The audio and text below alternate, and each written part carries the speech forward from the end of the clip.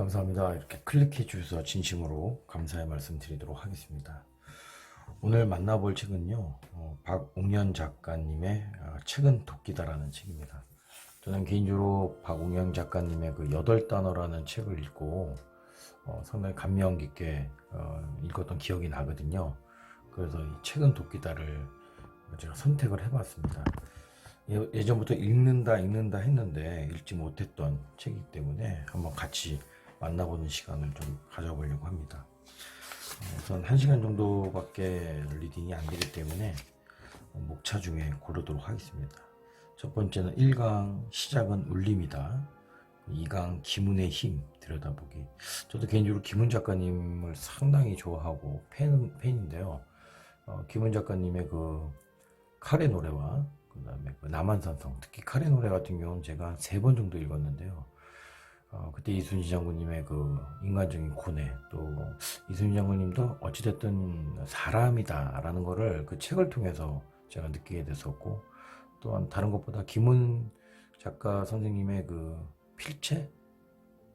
글을 쓰는 어떤 그 힘, 그러니까 글의 문맥의 힘이 이거 보통이 아니다. 정말 3번을 보면서도 아직도 그 느낌이나 어떤 여운 같은 게 남아있는 게 바로 김훈 선생님이셨습니다. 그래서 2강의 기문의 힘 들여다보기, 이걸 가장 먼저 보고 싶은데 우선 1강부터 가도록 하겠습니다. 그 다음 8강 삶의 속도를 늦추고 바라보다.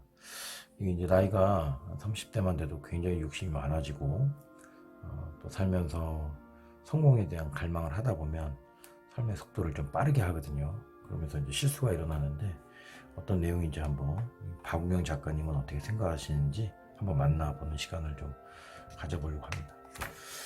시작은 울림이다. 1강이네요. 강의 형식으로 했던 거를 글로 써놓으신 겁니다. 그래서 1강이라고 이렇게 표현을 하신 거고요. 반갑습니다. 광고 만드는 박웅현입니다. 이 강의를 들으러 오신 분들이라면 인문학으로 광고하다라는 책으로 기억하기 쉬우실 겁니다. 지금부터 책 들여다보기라는 주제로 여러분과 함께 하겠습니다.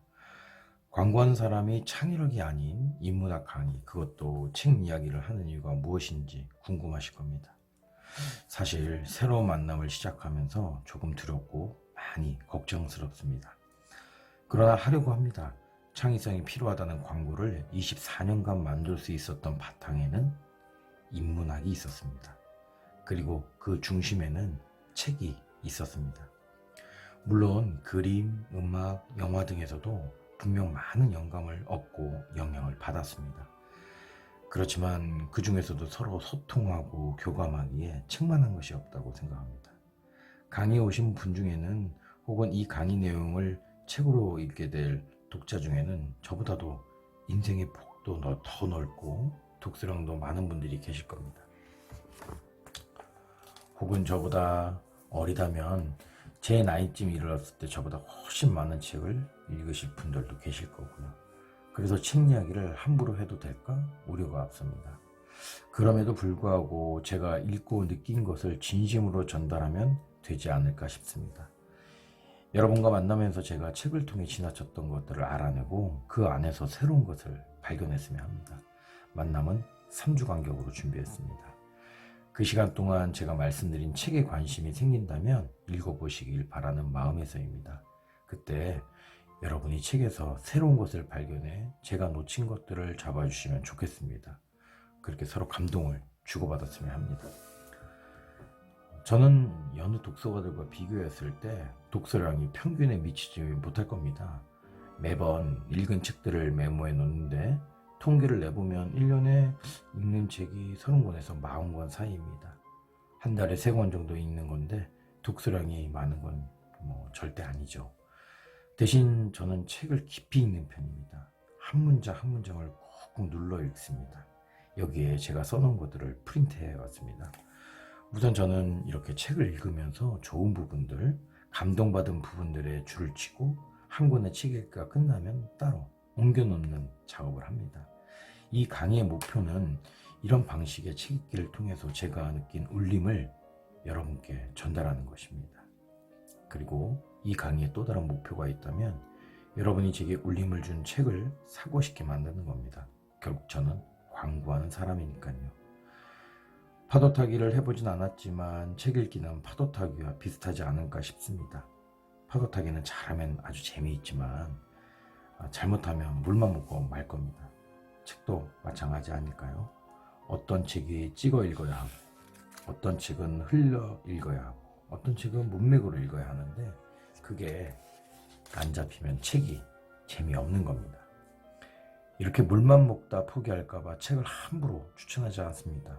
누군가 제게 어떤 책이 좋으냐고 물었을 때 대뜸 제가 좋아했던 현대물리학과 동양사상을 추천했다고 칩시다. 물론 누군가는 저와 같은 감동을 받을 수 있지만 누군가는 어려워하며 지레 포기할 수 있습니다. 잘못된 추천으로 책을 덮어버리게 할 수 있는 것이죠. 하지만 천천히 시간을 두고 이야기하면서 준비운동을 제대로 하면 대부분 파도 위에서 물살을 즐기게 됩니다. 사실 이 강의 기획의 모태가 되었던 것은 딸과 함께한 독서 수업이었습니다. 지금은 대학생인 제 딸이 고등학생 때 일이에요. 어느 날 딸아이가 친구들이 과외를 한다며 이야기를 하는데 입이 턱 벌어졌습니다. 여름방학에만 하는 논술 과외를 하려면 2달에 대학 등록금 서너 배의 금액을 지불해야 한다는 겁니다. 세상이 미쳤구나 싶었어요. 그래서 제 딸에게 아빠가 해주마 했습니다. 매주 일요일 1시부터 3시까지 8주 동안 딸아이와 친구 둘을 집으로 불러 제가 읽은 책들을 설명해 줬습니다. 처음엔 어려워할 줄 알았는데 차근차근 해나가니 재밌어 하더라고요. 그러면서 이런 강의를 구상하게 됐습니다. 문득 다른 분들께도 제게 울림을 준 책들을 소개해서 좀 더 많은 사람들이 책 읽는 즐거움을 느꼈으면 싶었던 겁니다. 이제 저에게 울림을 주었던 책들을 말씀드릴 겁니다. 제가 김훈을 왜 좋아하는지, 알랭드 보통에 왜 빠지는지, 고은의 시가 왜 황홀한지, 실존주의 성향이 짙은 지중해 풍의 김화영, 알베르 꽈미, 장 그르니에, 니코스 카잔차스키에게 왜 전율하는지요. 그리고 아무도 이길 수 없는 시간이라는 시련을 견뎌낸 고전들의 훌륭함에 대해 이야기할 겁니다.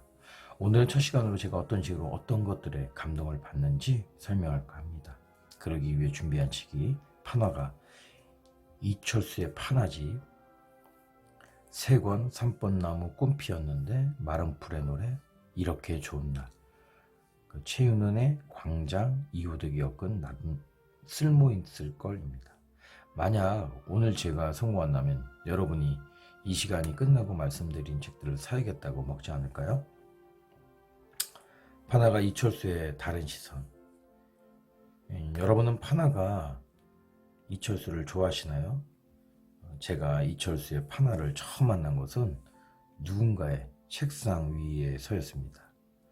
어느 날 동료의 책상 위에 있는 이철수의 3번나무 꽃 피었는데 이 책장을 무심히 넘겼는데 순간 몇몇 페이지에서 마음이 멎었습니다. 기막히게 청각을 시각해내는 표현들, 내가 그동안 지나쳤던 것들에 대한 세심한 시선들이 단박에 저를 사로잡았습니다. 그 책으로 이철수를 처음 접한 저는 바로 마른 풀의 노래, 그리고 시간이 꽤 지난 후에 이렇게 좋은 날까지 구입해 읽었는데요. 한 페이지도 그냥 넘어가지 않는 아주 좋은 책이었어요. 한 장 한 장 모든 작품이 생각을 하게 하지만 이 자리에서 몇몇 작품만 소개해 드릴게요. 처음 소개해 드릴 작품은요, 마음 쏟아지는구나 라는 작품인데요. 화면 하단을 채운 대나무 숲에서 수많은 점들이 여백으로 날아 올라갑니다. 여백은 하늘이고 점은 새들입니다. 빈 공간인데 하늘도 보이고 그냥 찍어둔 듯한 점인데 새들로 보여요. 언젠가 경포대 대나무 숲에서 수많은 새들이 한꺼번에 하늘로 날아오는 걸 보고 압도된 기억이 있는데, 이철수의 이 작품을 보는 순간 마치 그때 그 광경을 마주한 것 같았어요. 새가 쏟아지는구나. 대나무 숲으로 새가 다투어 몰려 나오는구나. 내가 본 자연의 스케일을 다 잡아서 한 폭에 담아냈다는 것이 그냥 놀라울 뿐이었어요. 그리고 또 하나, 적조 햇살이라는 작품이 있는데요. 화면을 가득 채우고 있는 건 태양빛이에요. 그걸 어떻게 표현했느냐 하면 툭툭 친 선밖에 없어요. 아래 구석에 놓인 나무도 위에 뜬 태양도 내리쬐고 있는 햇살도 전부 검은 선으로 단순하게 그려놨어요. 그냥 선만 쭉쭉 그어 나온 건데 진짜 햇살 같은 느낌이에요. 실제 눈으로 보이는 3차원의 넓은 스케일을 2차원의 좁은 지면에 모두 집약해 놓은 힘이 대단하지 않나요? 이 작품은 제가 뉴욕대학교에서 공부할 때 발표 중에 생략된 것, 여백의 미에 대해 이야기하면서 보여줬어요.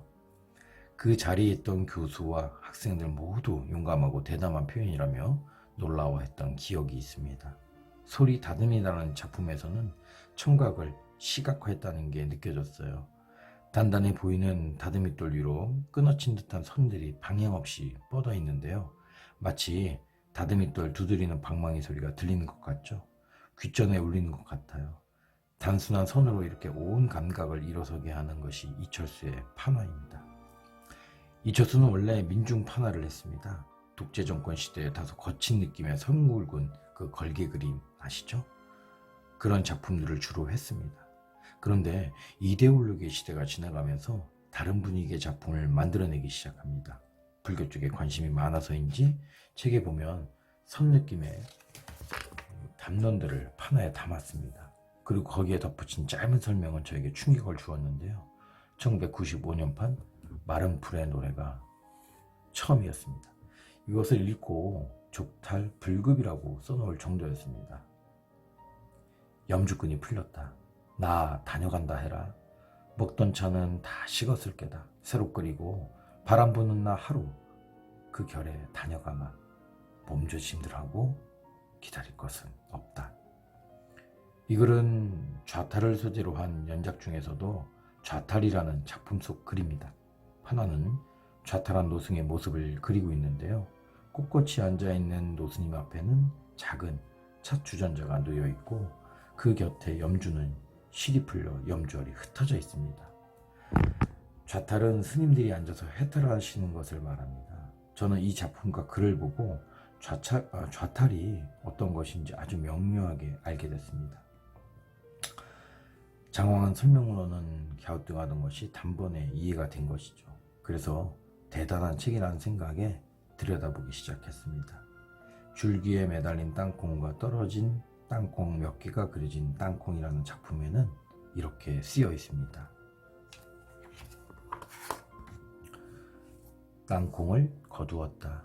덜 익은 놈일수록 줄기를 놓지 않는다. 덜 된 놈, 덜 떨어진 놈. 이 한 줄만으로도 덜 된다는 게 이런 얘기구나 알 수 있지 않습니까?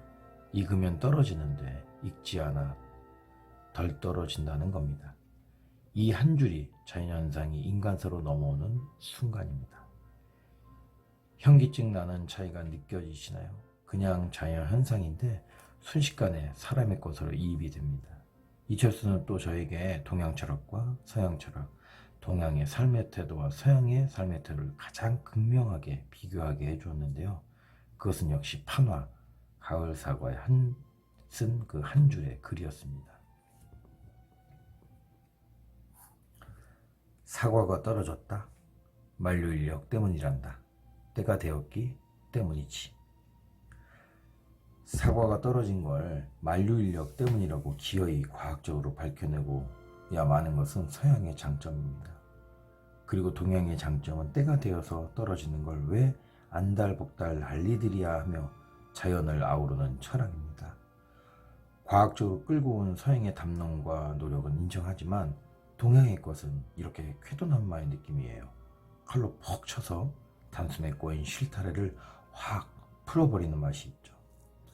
서양의 장점이 가져다준 문명적인 혜택 충분히 많습니다.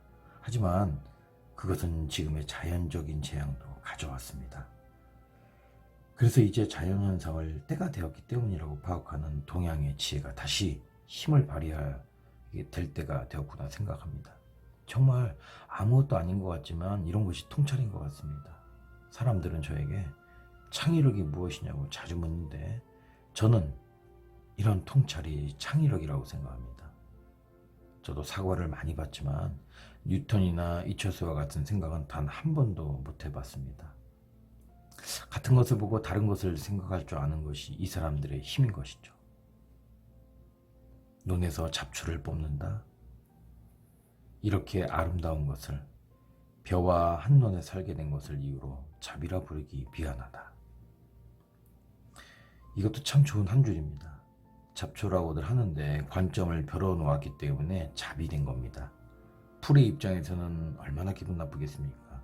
텍스트만 쭉 말씀드리고 있는데 그림을 같이 봐야 감동을 제대로 느끼실 수 있을 겁니다. 사보셔야죠. 왠지 약장수가 되어간 느낌이네요. 자, 몇 작품 더 소개하겠습니다. 가난한 모르송이에게라는 작품입니다. 가느다란 그 가지 끝에 17개의 작은 머리송이가 달려 있습니다. 누군가가 겨우 요거 달았냐 묻습니다. 머리송이가 뭐라고 답했을까요? 최선이었어요. 그 말에 질문한 이는 비난의 시선을 거두고 사과합니다. 그랬구나. 몰랐어. 미안해. 그렇죠. 우리는 적은 머리송이를 보고 요만큼밖에 못 달아났느냐 협찬 소리를 하는데 머리 입장에서는 최선을 다했을 겁니다. 그래서 최선을 다했는데 인간의 관점으로 적다고 말해 미안하다고 하는 거죠. 우리는 무심하게 흘려 넘기지만 이철수는 사방 모든 것에서 스토리를 찾아냅니다. 비록 처음부터 그런 시선을 갖지 못했어도 책을 읽으면 따라갈 수 있게 됩니다. 여기 작은 선물을 보시면 작고 붉은 알 하나가 놓여 있습니다. 그 아래 꼭 보내고 보니 놓고 가신 작은 선물 이렇게 쓰여 있죠. 이 작은 붉은 알이 무엇인 것 같습니까? 꽃이 놓고 가신 선물이 뭘까요? 향기로운 열매, 탄성이 절로 나오죠. 이렇게 뜻밖의 시선에 놀라고 나면 그 다음부터는 저도 그냥 지나치지 않게 됩니다. 열매 그냥 보아넘기지 않죠. 아, 이 자리에 꽃이 있었구나 생각하게 됩니다. 이철수의 책은 이렇게 평소에 못 보던 걸 보게 만들어줬습니다. 그래서 참 고맙습니다. 인간의 글 안에 자연을 해석하기 위해 노력한다는 것이 쉽지는 않을 텐데 말입니다. 소설가 김은에 따르면 글쓰기는 자연현상에 대한 인문적인 말걸기라고 합니다. 자연은 자연이고 인간의 글은 인문이잖아요. 그런데 자연을 해석하려고 인문이 노력을 하는 겁니다. 쉽지 않죠. 조금 설명을 덧붙이자면 산에 꽃피네, 꽃이 피네, 갈봄 여름 없이 꽃이 피네. 예전에는 김소월의 산유화라는 시를 좋은 줄을 모르고 들었습니다. 그게 뭐냐? 당연히 산에 꽃이 피지 뭐 하면서 말입니다. 그런데 기운이 이렇게 안내해 줬습니다. 이 노래는 말을 걸 수 없는 자연을 향해 기어이 말을 걸어야 하는 인간의 슬픔과 그리움의 노래로 나는 들린다 라고 말이죠.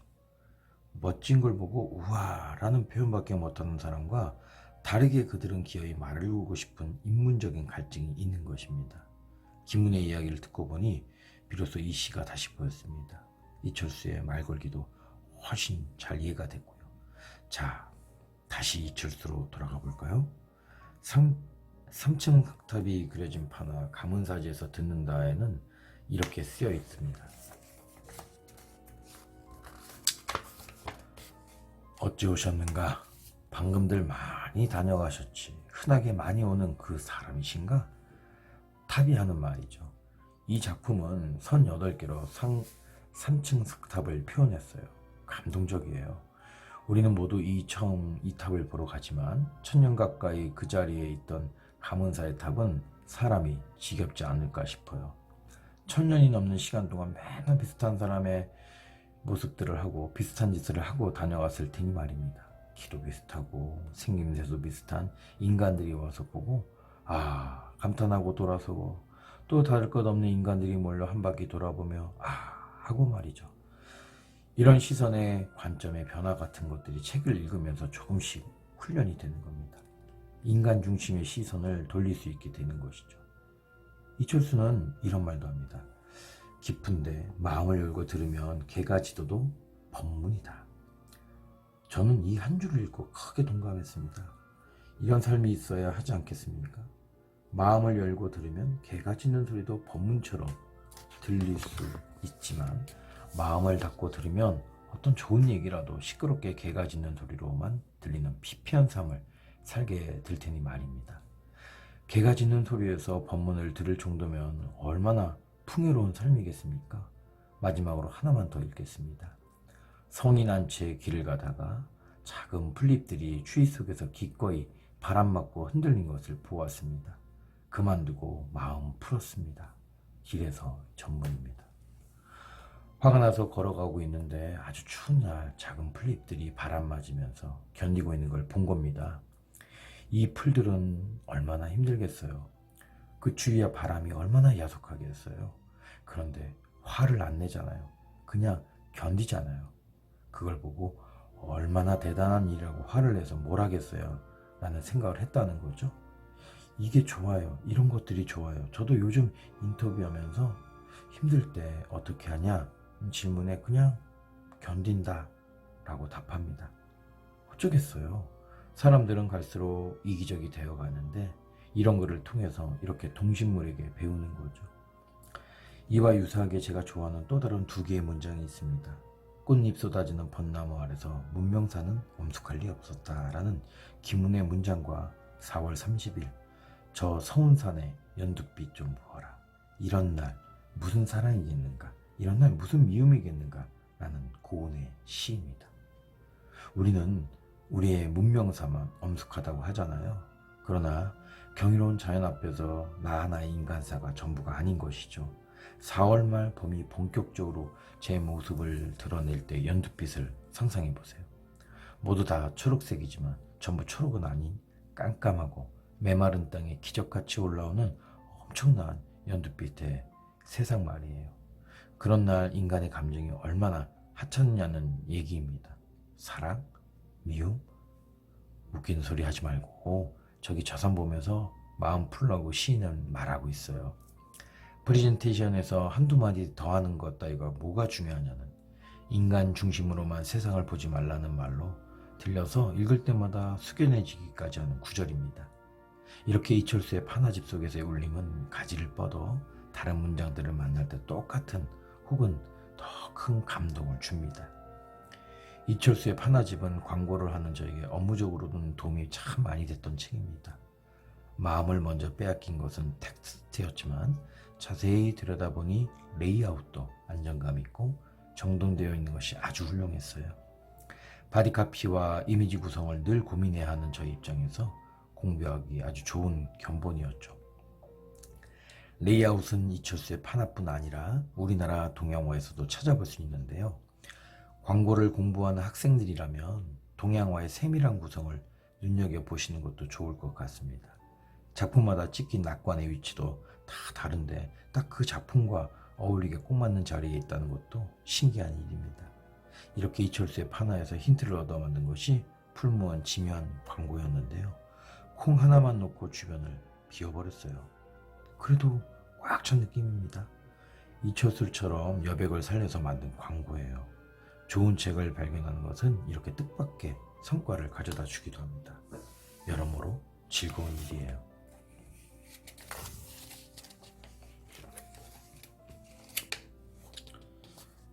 개인적으로 제가 써놓은 게 있어가지고 조금만 가리고 풀무원 지면 광고가 이렇게 돼 있었네요. 네. 이거 본 것 같기도 하고요. 네.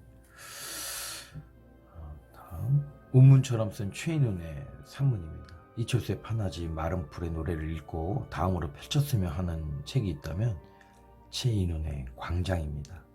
이철수가 그림과 텍스트를 함께 두고 단 한 줄로 충격을 주었다면 최인훈은 산문 곳곳에 음문처럼 배치한 문장들로 저에게 충격을 주었습니다. 저는 광장을 읽고 시처럼 쓴 소설이라는 생각이 들 정도였습니다. 산문은 음문에 비해 술술 읽히기 마련인데 최인훈의 광장은 산문임에도 곳곳에서 문장이 각인되는 소설이었습니다. 소설 속에 이런 구절이 있습니다.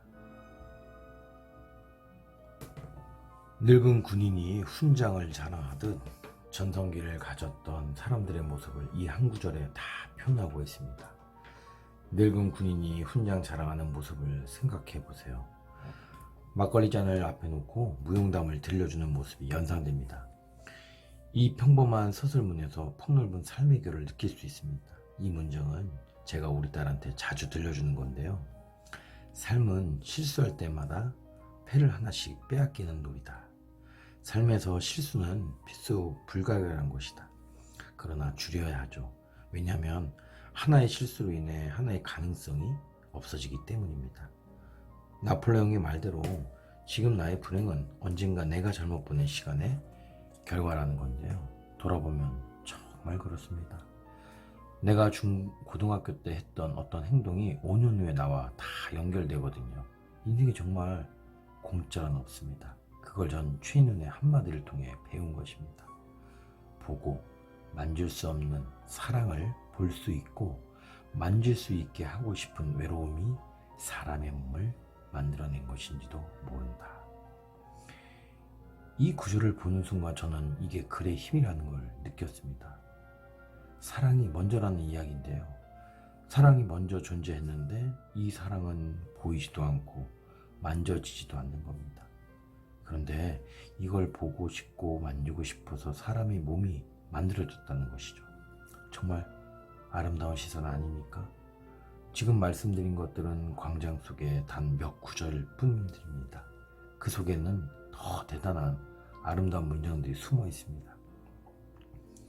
그것들을 찾아내 읽으면서 행복하다는 생각이 들었습니다. 같은 사람으로서 어떻게 이런 생각을 할 수 있을까 배가 아프기도 했고요. 사랑 이야기가 나와서 하는 말인데 이 책을 읽고 사랑에 대한 최인훈의 시선에 감탄했던 내가 어느 날 완벽히 반대 시선에 있는 김은의 글을 읽었습니다. 인간은 기본적으로 입과 학문이다. 나머지는 다 부속기관이다. 영적인 사랑에 있어서 몸이 만들어졌다는 최인훈의 이야기와 전혀 상반되는 것이지만 이것도 맞는 말인 겁니다. 냉정하게 이야기하면 인간은 먹고 살기 위해 존재하는 겁니다. 먹고 사는 게 다예요. 태어났으니까 살려고 애쓰는 거죠. 그렇다면 이 기본적인 게 이과 학문이라는 겁니다. 숨을 쉬어야 하니까 배가 생기고 뭔가를 잡아먹으려고 하니까 손과 발이 생긴 거고 동물들에게서 힘으로는 못 이기니까 머리가 커진 것이고 종족 번식을 해야 하니까 섹시하게 보이려고 노력하게 된 거죠. 그러나 이과 학문은 근간이라는 겁니다. 이 한마디는 똑같은 우리를 완전히 동물의 수준으로 끌어내리잖아요. 그래서 이렇게 최인훈의 문장을 읽고 김은의 문장을 읽으면 엠파이 스테이트 빌딩 꼭대기에 있다가 갑자기 지하 20층까지 떨어지는 것 같아요. 현기증 나는 경험을 최인훈과 김은을 통해 하는 겁니다. 광장에 대해 몇 가지 더 말씀드릴게요. 몸은 길을 안다. 이 짧은 문장 속에서 많은 이야기가 있죠. 먹고 싶은 것을 먹는 것만큼 다이어트가 없다고 해요. 어려서 채소 안 먹다가 나이 들어 남을 좋아하는 게 이 몸이 요구하는 거기 때문이죠. 그런 측면에서 몸은 길을 안다는 거예요. 일본 작가 마리야마 겐지도 비슷한 얘기를 했는데요. 육체와 사는 동안 난 육체에 집중하겠다. 영혼에 집중하는 건 육체와 헤어진 다음에도 할 수 있다. 인간들이 실존과 실제를 무시하고 영혼과 사상만 중시하는 것에 대해 반대하는 의미에서 한 말인데 다시 한번 삶의 방식에 대해 생각하게 해줍니다. 앞에 문장들 무심히 넘기면 아무것도 아닌 것 같은데 꼼꼼히 눌러 읽으면 새로운 시선을 느낄 수 있습니다. 저는 광장을 2번 읽었지만 곧 다시 읽어볼 생각입니다. 다시 읽으면 또 다른 보석을 찾아낼 수 있기 때문이죠. 얼마 전 톨스토이의 안나 까레니나를 3번째 읽었는데요. 지난 2번은 읽은 게 아니더군요. 다 놓쳤어요. 아마 광장도 다시 읽으면 또 잡히는 게 있을 겁니다.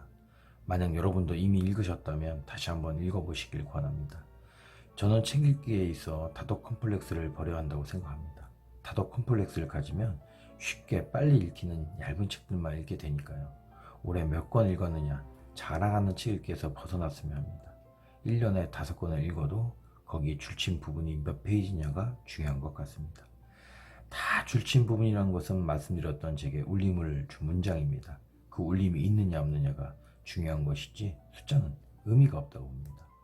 보고 잊히는 것과 몸은 길을 안다 이 구절 하나하나 건져내는 것은 큰 차이가 있습니다. 그래서 최인훈의 광장을 다시 읽는다면 저는 아마도 지금보다 더 많은 부분에 줄을 칠 것 같습니다. 이호덕이 엮은 창의성의 보고 이제 한 곳만 더 말씀드려 보겠습니다. 이 책은 아이들의 시입니다. 평생을 아동문학가이자 교육자로 살았던 고 이호덕 선생이 엮은 나도 쓸모 있을 걸 이라는 책입니다.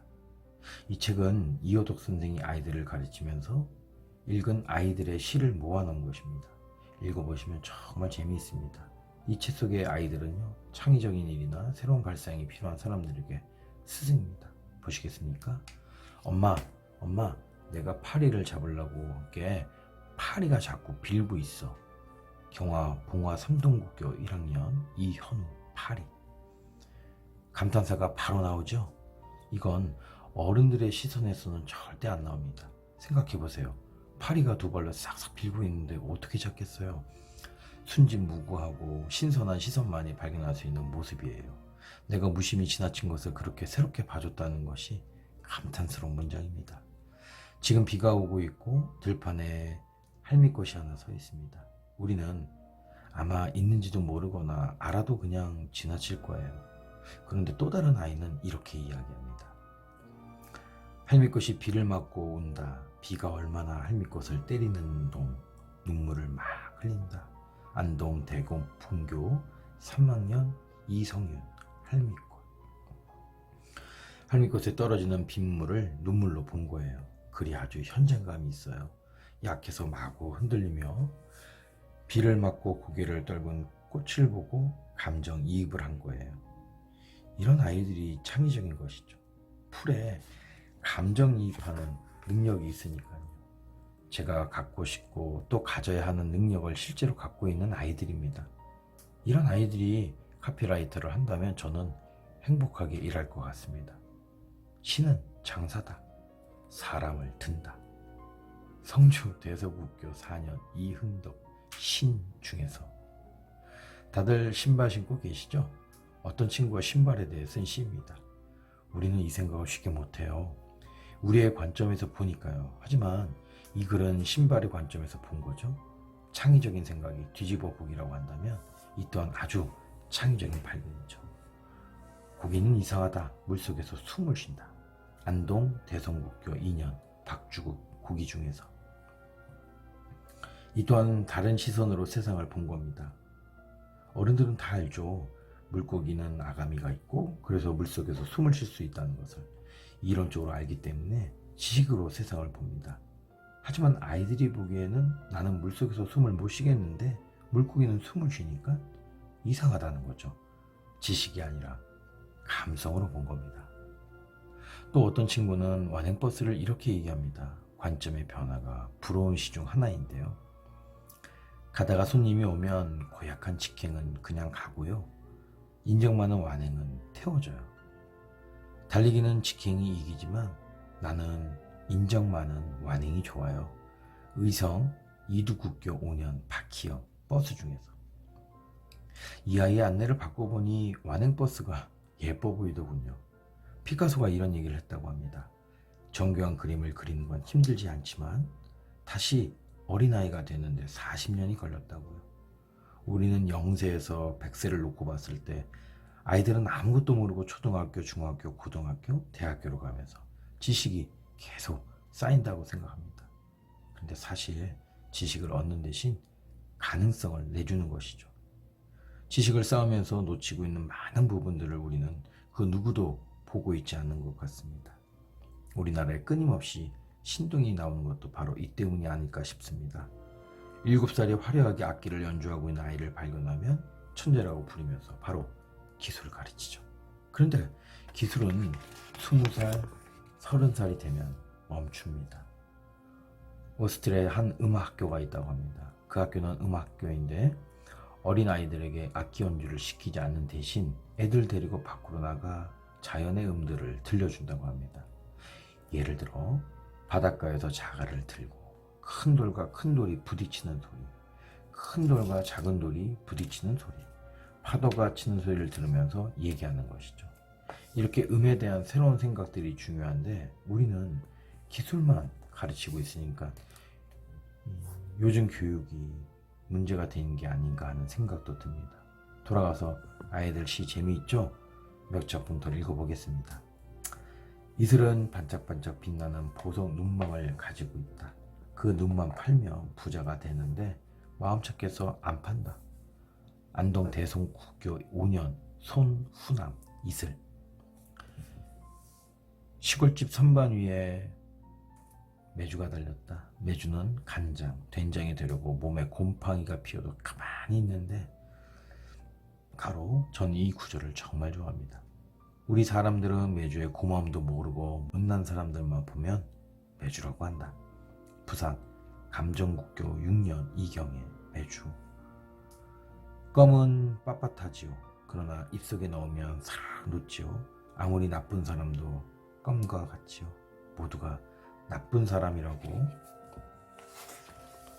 팽개쳐버려도 누군가 사랑하는 마음으로 감싸주면 껌과 같이 사르르 녹겠죠. 딱딱한 마음이 껌과 같이 되겠죠. 부산 감정국교 6년 김경숙. 껌 같은 사람. 제가 나중에 언급을 하게 될 톨스토이 소설 속에는 악인과 선인이 따로 존재하지 않습니다. 왜냐하면 사람은 그렇게 개념 정리가 될 수 있는 존재가 아니기 때문입니다. 진짜 껌 같은 거죠. 그러고 보니 이 아이는 안나 카레니나를 읽었을 수도 있겠네요. 어디에선가 사람은 물이라고 했습니다. 사람은 함부로 판단하면 안 됩니다. 난 지리도 운도 없어. 내 주변에 나쁜 놈들만 나타나 라고 한 사람이 있습니다. 그 사람이 성격이 나쁜 사람입니다. 나는 인복이 좋아. 내 주변 사람들은 다 잘해줘 라고 말하는 사람은 성격이 좋은 사람이죠.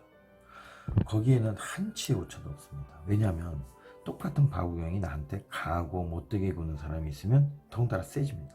그런데 나한테 착하게 대한 사람들을 만나면 잘해주고 싶어요. 사람은 물입니다. 조용한 데 이르면 조용히 흐르고, 돌을 만나면 피해가고, 폭포를 만나면 떨어지고, 규정된 성격이 없습니다. 그래서 톨스토이 소설에 악당이 없다는 건데 이 아이의 시가 딱 그 얘기죠. 이렇게 보면 정말 산지사방의 모든 것들이 선생입니다. 강호의 고수도 셀 수 없이 많고요. 아이들까지 이런 시를 써서 가르쳐 주지 않습니까? 나는 눈만 가지고 있으면 되는 겁니다. 내가 한숨을 쉬니 엄마가 아가 무슨 한숨을 자꾸 신호하신다. 왜 아이들은 한숨을 못 쉴까? 한숨을 쉴 때마다 마음이 편해지는 것 같다. 우리들도 한숨을 쉴 수 있었으면. 안동 대성국교 6년 권순남 한숨. 돌담은 뱀의 엄마도 된다. 돌담은 다람쥐의 엄마도 된다. 돌담은 쥐의 엄마도 된다. 사람이 잡으려고 하면 돌담인 엄마 품으로 쏙 들어가 버린다. 안동 대성국교 6년 김명숙 돌담. 나도 쓸모있을걸 이런 시들을 모아놓은 책입니다. 이 책을 읽으면서 이효덕 선생은 참 행복했겠구나 싶었습니다. 이런 울림을 바로 곁에서 발견했으니까. 삶의 풍요를 위한 훈련. 이렇게 울림이 있는 것들과 함께하면 좋은 점은 무엇보다 삶이 풍요로워진다는 겁니다. 저는 지금 인문학과 관련된 강의를 하고 있지만 그동안 사람들이 저를 통해 듣고 싶어 했던 창의력과 관련된 것이었습니다. 창의력이 중요하다고 하는데 가르치는 학과가 따로 있는 것도 아니고 마침 창의력이 광고의 수단이 되니까 광고를 만드는 박웅현이 발상하는 과정을 보여줘봐라 해서 얘기를 정리하기 시작했습니다. 어떻게 전달해야 할까 고민이 많이 됐죠. 창의력이라는 게 가르치기가 참 어려운 것이더군요. 그런데도요, 그동안 사람들은 이걸 기어이 가르치려 했구나. 그래서 좋은 카피를 쓰는 이 20가지 같은 방법들이 나왔구나 싶었죠. 저도 사회 초년명 때 배웠던 것들입니다. 좋은 카피를 쓰는 20가지 방법. 의문문을 써본다. 명령문으로 써본다. 나를 주어로 써본다. 너를 주어로 써본다. 이런 식으로 20가지가 나왔습니다. 그런데 24년간 광고 현장에서 일하면서 단 한 번도 이번에는 카피를 의문문으로 써봐야지, 이번엔 나를 주어로 써볼래, 그렇게 마음먹고 써본 적이 없습니다. 왜냐하면 카피란 그렇게 써지는 게 아니거든요. 창의성이라는 건 상품화하거나 규정하기가 어렵습니다. 아이디어는 총체적으로 나오지 도식적으로 나오는 것이 아닙니다. 하지만 가르치는 것은 도식적이지 않으면 어려우니까 설명할 수 없는 것을 굳이 설명하려고 노력하는 게 아닐까 싶습니다. 처음엔 저도 그 도식적인 것을 바탕으로 어떻게 해야 하나 고민을 참 많이 했습니다. 생각 끝에 내가 만든 카피를 범죄해볼까 하는 거 했는데 아무리 생각해도 안 되겠더군요. 그러니까 광고 일은 소리 무술 영화 같은 겁니다. 이론을 읽고 느낀 걸 잘 정리하면서 배우지만 그것이 발상에 도움이 되지는 않습니다. 일목요연한 정리도 좋지만 아이디어를 내는 건 현장입니다. 만약 이영걸이 소림사에서 무술을 배우고 내려와 싸움을 하게 된다면 싸울 때 배운 대로 될까요? 소림사가 등장하는 무술 영화를 보면 소림사 넓은 마당에서 상대와 마주보고 인사한 후 싸움을 시작합니다. 정해진 규칙이 있어요. 그러나 실제로 싸울 때는 그렇지가 않아요. 일도 마찬가지죠. 그런 규칙은 없습니다. 상황이 다 달라요. 저의 경우라면 같은 광고주도 2달 전과 지금이 달라요. 모든 게 유기적으로 움직이니까요. 소비자의 반응, 경쟁사의 반응에 따라 다 달라집니다. 저기 내가 밥 먹고 있다고 해서 그럼 너 밥 다 먹고 싸우자. 조금 있다가 마당으로 나와. 하지 않습니다. 밥을 먹고 있는데 표창이 날아오고 만두를 먹고 있는데 갑자기 발이 날아와요. 그럼 그걸 쳐내야 하잖아요. 걸어가고 있는데 공격해 올 수도 있고 그러다 절벽에서 뛰어내릴 수도 있고 말이죠. 순발력입니다. 우리가 배우는 이론 대부분은 소림사 마당입니다. 그 마당에서는 기본만 익히는 거예요. 생각에 기초체력만 기르는 겁니다. 수많은 경우에 수들을 이론으로 전부 다 정리해 놓을 수가 없어요. 이 모든 것들을 어떻게 설명하겠습니까?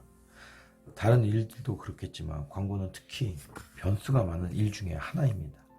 그래서 요즘 강의할 때 광고에 필요한 발상을 배울 수 있는 유일한 교실은 책이나 수업이 아니라 회의실이라고 이야기합니다.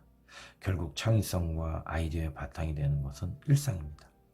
일상을 어떻게 보느냐에 따라 삶이 달라지고 대처 능력이 커지는 것이죠.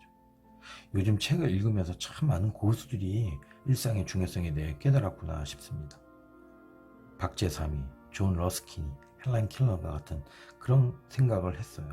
사과가 떨어져 있는 걸 본 최초의 사람이 뉴턴이 아니잖아요. 사과는 늘 떨어져 있지만 아무도 들여다보지 않은 겁니다. 상황에 대한 다른 시선, 절박함이 사과를 보고 이론을 정리하게 했죠. 답은 일상 속에 있습니다.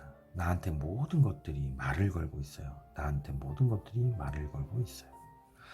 하지만 대부분 사람들은 마음이 없죠. 그런데 들을 마음이 생겼다면 그 사람은 창의적인 사람입니다. 2시간 강의에서 한 권의 책으로 제가 가르칠 건 아무것도 없습니다. 단 여러분 안에 씨앗이 들어갔으면 좋겠습니다. 그래서 나한테 울림을 줬던 것들이 무엇인지 찾아봤으면 좋겠습니다. 그것이 바로 창의성입니다. 그런데 말입니다. 왜 모두 창의적이 되어야 하는 거죠? 저는 광고를 해야 하니까 창의적이 되어야 합니다. 그러나 창의성에 관련이 없지만 가치 있는 일도 꽤 많잖아요. 그런데 이게 왜 필요하느냐? 왜 다들 굳이 배워야 하느냐? 직업의 범주를 벗어나 삶의 맥락에서 볼 때 저의 대답은 창의적이 되면 삶이 풍요로워지기 때문이라는 겁니다. 이 풍요라는 이야기가 나왔으니 생각해 볼까요? 풍요로운 삶이라 하면 대부분 성공한 삶을 떠올려요. 그럼 그 성공한 삶이 무엇이냐에 대한 개념을 한번 정리해 봅시다. 성공한 삶이란 게 뭘까요? 일단 당장 성공한 삶이라면 외제차, 좋은 집, 돈이 떠오르겠죠? 하지만 조금만 생각해 보세요. 돈만 많은 사람과 정서적으로 풍요로운 사람의 표정을 떠올려 보세요. 진짜 어떤 것이 풍요입니까? 최고급 샴페인과 키베어를 매일 먹을 수 있는 삶이 풍요로운 삶일까요? 그가 죽을 때 풍요로운 삶을 살았다고 만족할까요? 햇살과 나뭇잎의 아름다움 하나 보지 못해도 최고급 샴페인과 키베어만 있으면 행복한 삶일까요? 행복은 순간에 있습니다. 중국의 옛 시 중에 이런 시가 있습니다. 하루 종일 봄을 찾아다녔으나 보지 못했네. 집신이 닳도록 먼 산 구름 덮인 곳까지 헤맸네. 지쳐 돌아오니 창갑 매화 향기 미소가 가득. 봄은 이미 그 가지에 매달려 있었네. 봄을 찾아 집신이 닳도록 돌아다녔는데 정작 봄이 집 매화나무 가지에 달려있다는 얘기입니다. 자, 봄을 행복으로 바꿔서 읽어보세요. 모두 멀리 보고 행복을 찾는데 행복은 지금 바로 여기에 있습니다. 삶은 순간의 합이기 때문입니다. 우리는 삶을 레이스로 생각합니다. 초등학교 때는 명문중학교를 가야죠. 명문중학교를 가면 행복해질 거야. 명문중학교 갈 때까지만 희생하자. 명문중학교 가면 외고에 가야 해요.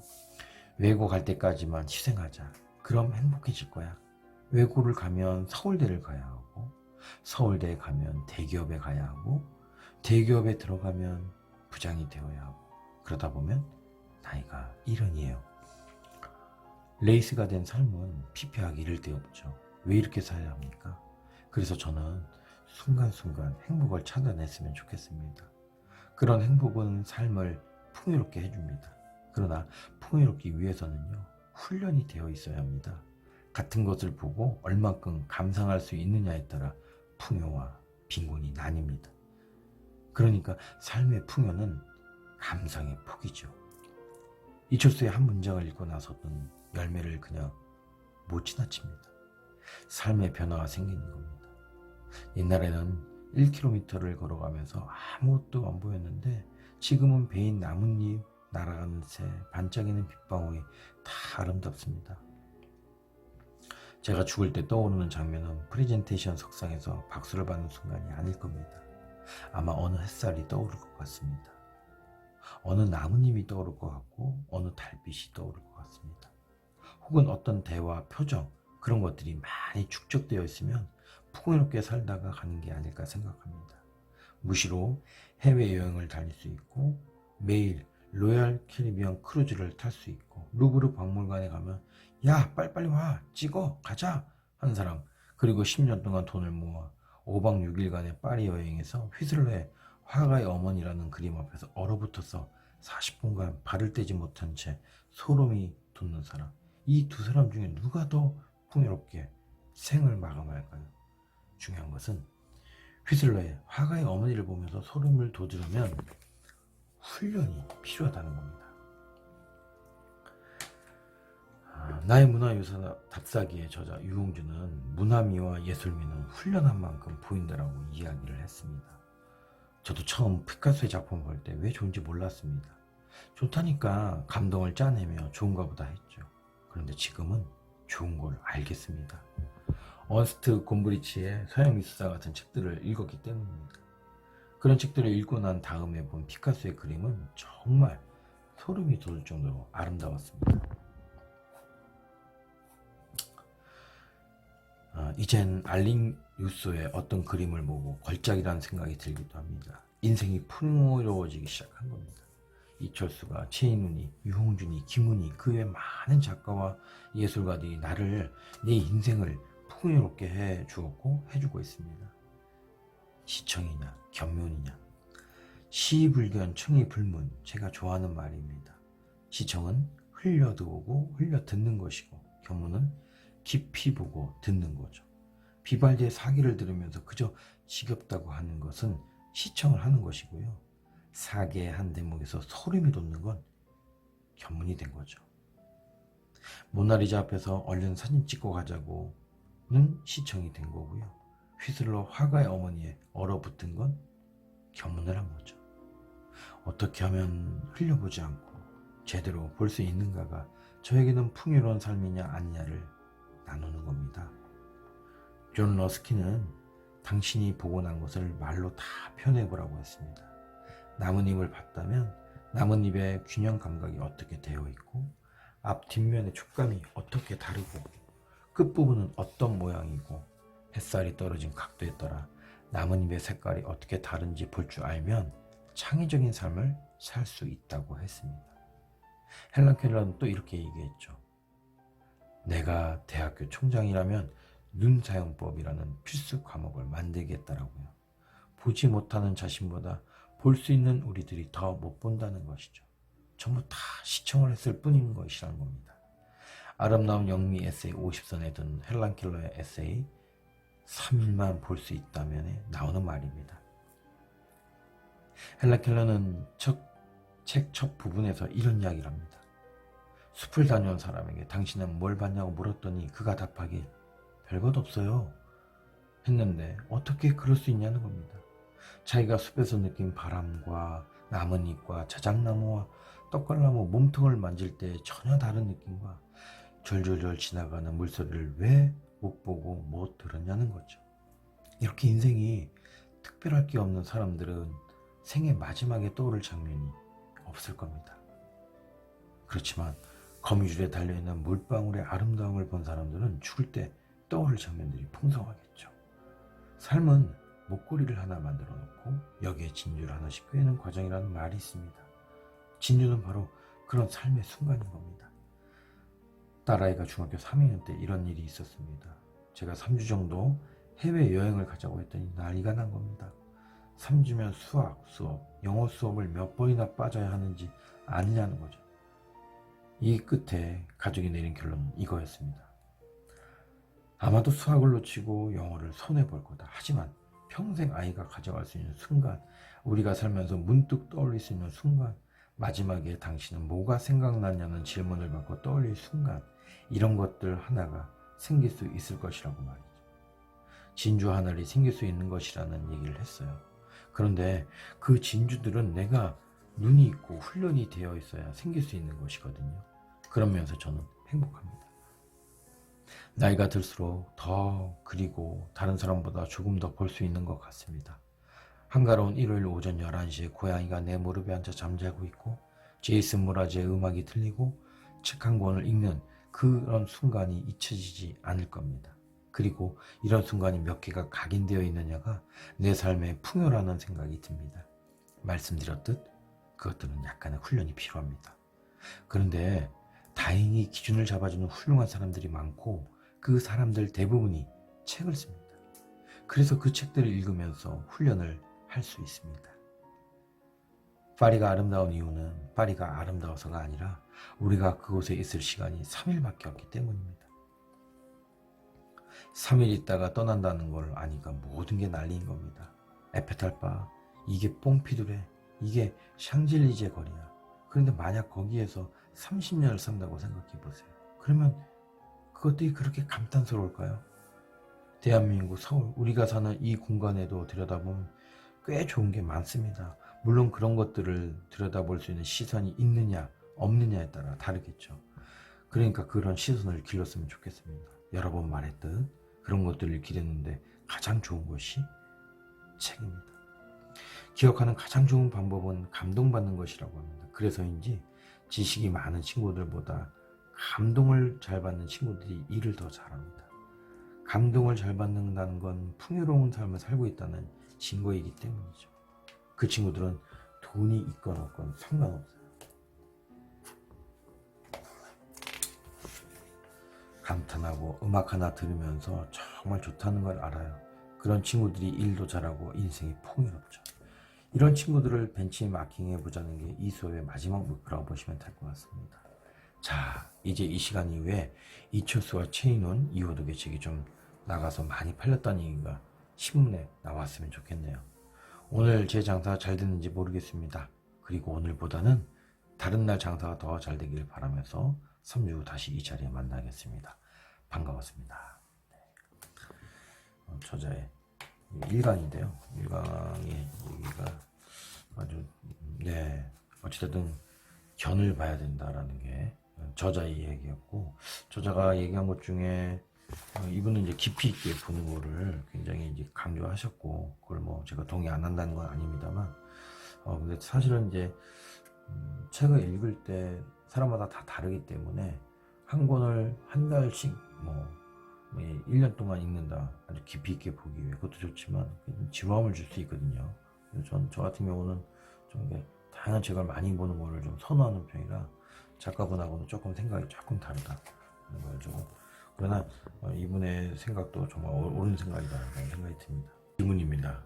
기문의 힘 들여다보기. 한 문장씩 짚어가는 아름다움. 책을 보기 전에 기문의 짧은 글 하나를 소개할까 합니다. 지난해 덕숭에서 열린 북 페스티벌에 초대됐습니다. 그때 시민들을 모셔놓고 근정전에서 30분가량 책 이야기를 할 기회가 있었는데요. 짧은 시간이고 열린 공간이라 깊은 얘기는 못했지만 좋은 책들을 소개하면서 기문의 글 하나를 강독했습니다. 여러분에게 꼭 들려주고 싶은 글입니다. 슬픔도 시간 속에서 풍화되는 것이어서 30년이 지난 무덤가에서는 사별과 부재의 슬픔이 슬프지 않고 슬픔조차도 시간 속에서 바래지는 또 다른 슬픔이 진실로 슬펐고 먼 슬픔이 다가와 가까운 슬픔의 자리를 차지했던 것인데 이 풍화의 슬픔은 본래 그러한 것이어서 울 수 있는 슬픔이 아니다. 우리 남매들이 더 이상 울지 않은 세월에도 새로 들어온 무덤에서는 사람들이 울었다. 이제는 울지 않는 자들과 새로 울기 시작한 자들 사이에서 봄마다 풀들은 푸르게 빛났다. 어떠십니까? 읽는 순간 바로 어떤 것이 느껴지십니까? 만약 좀 전문 독자라면 이게 무슨 얘기인지 어리둥절할지도 모르겠습니다. 말장난인가 싶고 말이죠. 자, 제가 한번 한 문장씩 따라 들어가 보겠습니다. 첫 문장, 슬픔도 시간 속에 풍화되는 것이어서 라는 건 슬픔이라는 것도 풍화돼 없어진다는 겁니다. 그 절절하던 사랑도 잊혀가고 없어진다는 거죠. 이렇게 슬픔도 사라져 버리는 것이라서 아버지가 돌아가신 지 30년이 지났더니 아버지와 사별을 했다는 슬픔, 아버지가 이제 안 계신다는 슬픔은 없어졌어요. 세월이 지나고 나니 더 이상 그 사실이 슬프지 않아요. 하지만 30년 세월에 아버지가 돌아가셔서 슬프다는 감정이 풍화돼 없어졌다는 그 사실이 슬퍼요. 이건 또 다른 슬픔인 겁니다. 아버지께서 돌아가셨을 때 슬픔조차 없어졌다는 이 슬픔은 먼 슬픔인 거죠. 그리고 내 앞에서 사랑하는 사람이 없어진 슬픔은 가까이 있는 슬픔이고요. 그래서 먼 슬픔이 들어와서 가까운 슬픔의 자리를 차지하죠. 풍화돼 버린 오랜 슬픔 때문에 30년 전에는 울었는데 지금은 더 이상 눈물 흘리지 않습니다. 그러다 보니 아버지가 돌아가신 지 오래된 사람들은 울지 않고 무덤가를 방문했고요. 새로 죽은 사람들을 찾는 이들은 울면서 무덤가를 방문해요. 어떤 인간들은 울면서 오고 어떤 인간들은 울지 않으면서 무덤가에 오죠. 당신들이 울든 울지 않든 지난번에도 잠깐 말씀드렸듯이 인간사, 문명사가 어떻게 되건 자연사는 같거든요. 봄마다 풀들은 푸르게 빛나요. 이 얘기입니다. 지난 시간 강의를 시작하면서 다독 컴플렉스를 벗고 한 문장 한 문장 깊이 있게 읽어줘야 한다고 말씀드렸는데 이 글이 아주 좋은 예입니다. 단순하게 읽으면 휙 지나갈 짧은 글이지만 이렇게 한 문장씩 짚으면서 읽으면 단어 하나 버릴 게 없습니다. 모국어의 아름다움을 느끼게 해주는 고마운 글이죠. 우리는 요즘 5분 동안 영어 단어 하나 안 쓰고 말하기 어려운데요. 이처럼 좋은 글을 통해 모국어의 아름다움을 깨닫게 됩니다. 우리말의 아름다움이 점점 잊혀져 가고 있는 현실에서 김훈은 정말 법의 같은 존재라고 생각합니다. 그렇다면 이제 다시 한번 김훈의 글을 읽어드리겠습니다. 아까 처음 들은 슬픔과 지금의 슬픔이 어떻게 다른지 느껴보시기 바랍니다. 슬픔도 시간 속에서 풍화되는 것이어서 30년이 지난 무덤가에서는 사별과 부재의 슬픔이 슬프지 않고 슬픔조차도 시간 속에서 바래지는 또 다른 슬픔이 진실로 슬펐고 먼 슬픔이 다가와 가까운 슬픔의 자리를 차지했던 것인데 이 풍화의 슬픔은 본래 그러한 것이어서 울 수 있는 슬픔이 아니다. 우리 남매들이 더 이상 울지 않은 세월에도 새로 들어온 무덤에서는 사람들이 울었다.